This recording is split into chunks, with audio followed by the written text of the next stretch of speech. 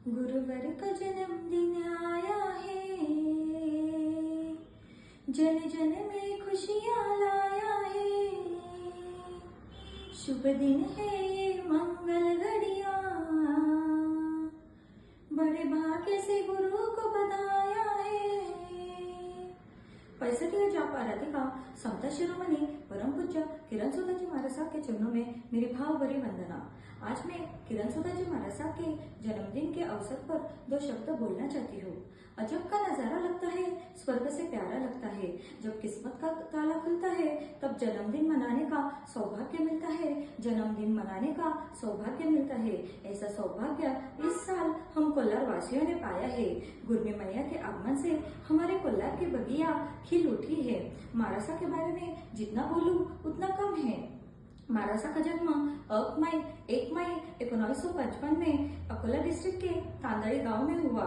मारासा की माता कंचनबाई और पिता कचरीलाल जी। 15 साल की उम्र, छोटी सी उम्र में ही मारासा को वैराग्य प्राप्त हुआ। 5 साल कठिन संघर्ष करने के बाद उनके माता पिता ने उनको दीक्षा ग्रहण करने की आज्ञा दी और 20 साल की छोटी सी उम्र में मारासा ने दीक्षा ग्रहण की और संयम मार्ग को अपनाया।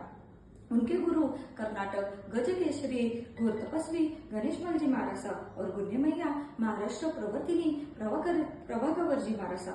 मारासा बहुत ही सेवाभावी है, सरलता, दया, करुणा, प्रेम का झरना है, वात्सल्य मूर्ति है।